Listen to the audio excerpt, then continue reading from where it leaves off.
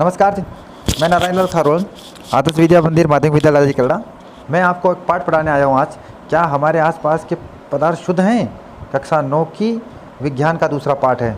ये हम आसपास के पदार्थ आपको दिखाई दे रहे हैं हमारे वीडियो के अंदर, तो हमें पता होना चाहिए क्या ये हमारे आसपास के पदार्थ शुद्ध हैं। हम किसी दुकान पर जाते हैं कोई भी चीज़ खरीदने के लिए, तो कभी पूछ बैठते हैं, क्या जी भाई साहब ये जो आप घी दे रहे हैं वो क्या ये शुद्ध घी दीजिए मुझको। आपको ये भी पता है दूध मांगते हैं तो दूध आप शुद्ध मांगते हैं। ये मसाले, कोई भी चाय, हल्दी, नमक, कोई भी मसाला मांगते हैं तो आप शुद्ध मांगते हैं। आपको पता है जैसे ये डिब्बे पर लिखा हुआ है शुद्ध घी, तो क्या ये घी वास्तव के अंदर शुद्ध है? आपको ये जानकारी होनी चाहिए, क्योंकि आप आसपास के पदार्थ शुद्ध है या नहीं।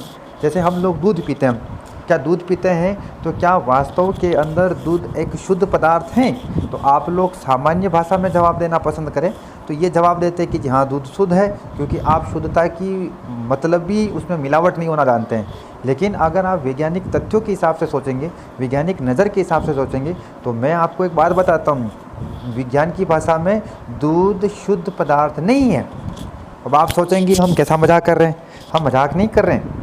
वास्तव के अंदर अगर आप विज्ञान की नज़र से देखोगे तो दूध शुद्ध पदार्थ नहीं होती है, क्योंकि शुद्ध की भाषा हमारा मानना अलग होता है, शुद्ध अशुद्ध क्या चीज़ होती है, और विज्ञान अलग नज़र से सोचती है। तो मैं आपको बताता हूँ, क्योंकि दूध के अंदर खूब ज़्यादा पदार्थ पाए जाते हैं, वो भी कौन कौन से, जैसे जल, वसा और प्रोटीन का मिश्रण होता है, इसलिए ये दूध है जो है वो शुद्ध पदार्थ नहीं है। अब आप सोचेंगे कि मिश्रण क्या है, मिश्रण किसे कहते हैं, दिमाग में क्वेश्चन आता है, तो जवाब सुनिए। एक या एक से अधिक शुद्ध तत्वों या यौगिकों को किसी भी अनुपात में मिलाने से बनने वाले पदार्थ को मिश्रण कहते हैं। ये मिश्रण की परिभाषा है, आप नोट कर सकते हैं। अब आपके ध्यान में आएगा, जैसे लोह चूर्ण और सल्फर पाउडर को मिला दे तो ये एक मिश्रण का एक उदाहरण है, आपको चित्र में दिखाई दे रहा है। चीनी और नमक को अगर आप आपस में मिला दें तो अलग अलग पदार्थ मिले, इसका मतलब ये भी एक मिश्रण का। अब दिमाग में आता है, क्या हम अवयव के आधार पर या प्रकृति के आधार पर मिश्रण का बंटवारा कर सकते हैं क्या? तो अवयव और प्रकृति के आधार पर हम मिश्रण को 3 भागों में बांट सकते हैं, विलयन, निलंबन, कोलाइडी। दोबारा रिपीट, विलयन, निलंबन, कोलाइडी। इन्हीं के बारे में इस पाठ में हम चर्चा करेंगे। तो सबसे पहले हम चर्चा करते हैं विलयन के संदर्भ के अंदर, ठीक है, उसको जानने का प्रयास करते हैं। तो आइए चलो एक छोटे से प्रयोग से जुड़ते हैं। तो एक बीकर लेते हैं और उस बीकर में हम लगभग 50 ml पानी डाल देते हैं। फिर हम क्या करते हैं, उसमें हम ये क्या करते हैं, 1 चम्मच कॉपर सल्फेट की डालते हैं, जो नीला रंग का एक विलयन होता है, और उस पर उस बीकर पर हम ए लिख डालते हैं। दूसरा बीकर लेते हैं और इस बीकर पे हम अब क्या करते हैं, 50 ml जल लेकर के अब कॉपर सल्फेट के 1 चम्मच नहीं 2 चम्मच हम इसके अंदर डाल देते हैं।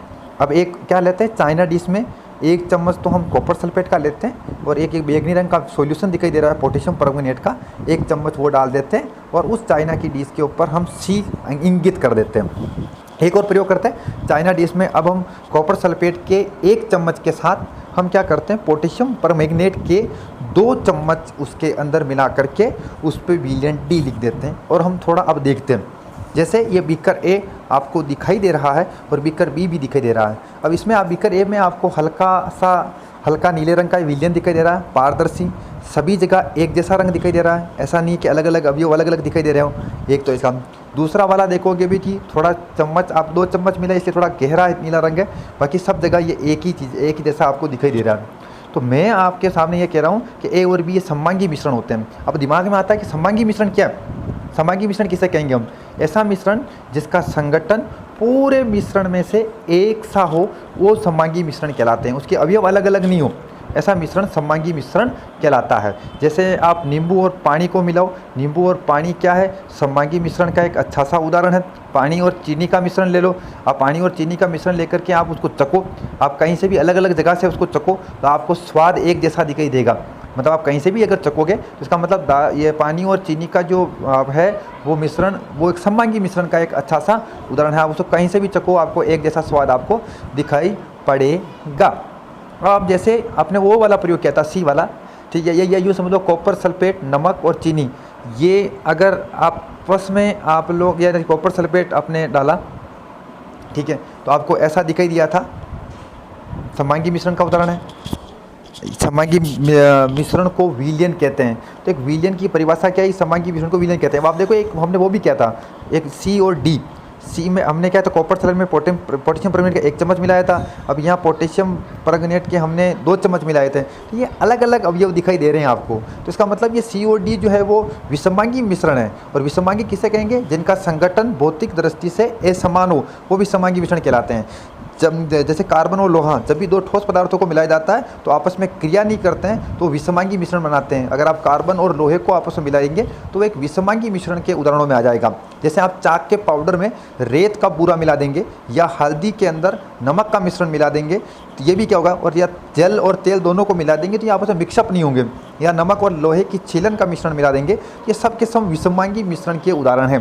तो आपको सममांगी और विषमांगी मिश्रण के उदाहरण भी जानकारी मिला और आपको पता चला कि विलयन जो होता है वो सममांगी मिश्रण है। और विलयन के बारे में हम क्या जानते हैं, देखिए तो आपको ए और बी उसी पर चलते हैं। तो अब आप यहाँ देखेंगे बी के अंदर थोड़ा गहरा रंग है। अब ये गहरा रंग क्यों है? क्योंकि आपको पता है कि हमने यहाँ पे क्या किया था, जो मिलाया था वो 2 चम्मच मिलाए थे 50 ml में। आपको पता है ए में हमने 1 चम्मच मिलाया था, 1 चम्मच कॉपर सल्फेट का जल का विलयन है। और ये 2 चम्मच का कॉपर सल्फेट का विलयन है, 2 चम्मच कॉपर सल्फेट का जल में विलयन है।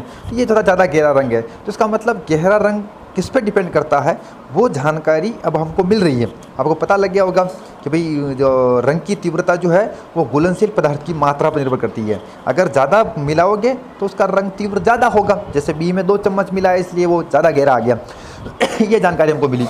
नींबू है जल, सोडा व जल, ठीक है, और सोडा व जल, नींबू का जल, ये सब कौन से हैं? ये सममांगी मिश्रण के ही उदाहरण है। जैसे आपको ये समझ लेना, तो विलयन जो होते हैं वो ठोस विलयन भी हो सकते हैं, द्रव विलयन भी हो सकते हैं, गैस विलयन भी हो सकते हैं। अगर मिश्र धातु बनाते हैं जिसमें 2 या 2 से अधिक धातुएं आपस में मिलती है तो वो ठोस विलयन का उदाहरण है। अब विलयन ठोस विलयन भी हो सकता है, द्रव भी हो सकता है, गैस भी होता है। जो स्टील जो है वो ठोस विलयन का उदाहरण है क्योंकि इसमें लोहा और कार्बन दोनों मिलकर के बनाते हैं। पीतल जो है वो भी एक ठोस विलयन का उदाहरण है क्योंकि इसमें तांबा और जिंक दोनों धातुओं का मिश्रण होता है। कांसा जो होता है वो भी ठोस विलयन का उदाहरण है, तांबा और टिन धातुएं मिलकर के कांसा का निर्माण करती है। आपको ये पता है गैसीय विलयन की बात करें तो ये जो वायुमंडल में जो वायु पाया जाता है वो एक गैसीय विलयन है क्योंकि हम जानते हैं कि उसमें 78% तो नाइट्रोजन होती गैस होती है और ऑक्सीजन 21% होती है। अगर आप ठोस और द्रव और गैस के बाद जलीय विलयन देखो तो जलीय विलयन तो अपार संख्या में पाए जाते हैं। जैसे टिंचर आयोडीन है, ये क्या है? आयोडीन और एल्कोहल का विलयन है, ठीक है। विलयन में जो घटक अधिक मात्रा में होता है, ये बहुत बढ़िया भाषा आ रही है, उसको विलय कहते हैं, और जो कम मात्रा में होता है उसको विलय कहते हैं। जैसे कुछ उदाहरणों से इस बात को समझने का हम प्रयास करते हैं और इसको समझते हैं क्या चीज़ है। जैसे पानी और नमक का घोल लेते हैं तो ज़्यादा मात्रा में पानी है इसलिए वो विलायक है, और नमक हमने उसमें घोला है तो वो इसमें विलय का काम कर रहा है। किसी और उदाहरण से समझने का प्रयास करते हैं। जैसे हमने कोक लिया या सोडा जल लिया तो इसमें जल जो है ज़्यादा मात्रा में इन दोनों में तो वो विलायक है, और कार्बन डाइऑक्साइड जो गैस है इनमें विलय। अगर आप ये बात समझो तो पूरी वायुमंडल के अंदर ज़्यादा मात्रा में नाइट्रोजन है तो वो विलायक है, उसके अंदर 21% के आसपास हमने ऑक्सीजन लेते हैं तो ऑक्सीजन इसमें विलय का काम कर रही है। तो विलयन के 2 घटक होते हैं, विलायक और विलय, ये आपको समझ में आना चाहिए। और विलयन वास्तव में किस प्रकार का मिश्रण होता है, अगर सममांगी विषमांगी के फेरों में जाए तो सममांगी मिश्रण होता है। उसको देखिए दोबारा आप लोग। हमने पानी में हमने क्या किया, 2-3 दाने हमने कॉपर सल्फेट के उसके अंदर मिलाए और उसको थोड़ा सा हमने आपस में हिलाया तो हमें पता चला कि वो एक जैसा अवयव, एक जैसा घटक सारा प्राप्त होता है। इसका मतलब विलयन एक प्रकार का सममांगी मिश्रण है। और क्या पता चलेगा, विलयन के कण व्यास में 1 नैनोमीटर से भी छोटे होते हैं, इतने छोटे होते हैं कि आप अपनी नग्न आंखों से इनको देख भी नहीं सकते। ये जानकारी आपको होनी चाहिए, विलयन कण बहुत ज़्यादा छोटे होते हैं। और क्या जानकारी मिल रही है, अगर आप पेंसिल टॉर्च से, कोई टॉर्च से अगर आप इसमें से गुजारोगे तो इसमें सीधा प्रकाश की नहीं दिखाई देगा, इसमें कण जो होंगे आपको इसको फैला नहीं पाएंगे, तो सीधा रेखा में आपको दिखता हुआ नहीं पाएगा। ये सममांगी मिश्रण की एक निशानी होती है, सीधा वो मार्ग नहीं दिखा पा रहा है, ये ऐसा भी इसके अंदर होता है। ये सममांगी मिश्रण या विलयन के बारे में एक इन्फॉर्मेशन मिल रही है। अगर आप इसको बाई चांस छानने का प्रयास करो, अगर बाई चांस इसको आप छानने का प्रयास करो, या यूँ समझ लो कि इसके कण जो है नीचे की तरफ दिखाई भी नहीं देंगे, अगर आप इसको थोड़ा सा आगे जा कर के छानते हैं, फिल्टर से इसको छानते भी हैं, तो आप क्या करेंगे कि पूरा अगर आप इसमें डालोगे, डालने के बाद आप देखोगे फिल्टर पत्र के ऊपर, आप देखोगे कि फिल्टर पत्र पे कुछ भी नहीं है। इसका मतलब इसमें छानने पर विलय और विलायक दोनों अलग नहीं होते हैं। छानने की विधि के द्वारा विलेय के कण को विलयन से अलग नहीं किया जा सकता। ये भी विलयन की एक निशानी है। विलयन के गुणों के बारे में आप समझ रहे हो। विलयन समवांगी मिश्रण हो सकते हैं, विलयन को छानने की विधि से अलग नहीं कर सकते हो आप लोग, ठीक है। विलयन में अगर प्रकाश डालो तो सीधी रेखा में प्रकाश आपको नहीं दिखाई दे रहा, तो ये सारी जानकारी आपको दिखाई दे रहा है। तो चलिए, आपको अगर समझ में थोड़ा सा कम आया है तो और प्रयोग करते हैं। अब हम 50 ml के जल में क्या करते हैं, कॉपर सल्फेट का एक विलयन डालते हैं। कॉपर सल्फेट का विलयन डालते हैं और फिर उसको हम हिलाते हैं। तो हम कहेंगे कि भाई साहब ये समवांगी मिश्रण है, यानी ये भी विलयन का उदाहरण है। फिर हमें पता चला कि हम इससे प्रकाश गुजारते हैं, इसमें प्रकाश मार्ग नहीं दिखाई देता है, ये समवांगी मिश्रण की निशानी है। शांत रखने पर हम पाते हैं, थोड़ी देर उसको रखे तो पाते हैं कि विलेय कण नीचे नहीं बैठते हैं। हम छानते हैं बाई चांस, तो छानने के बाद हम पाते हैं कि विलेय और विलायक के कणों को आप अलग अलग नहीं कर सकते हैं। ये भी आपको जानकारी में मिल गया।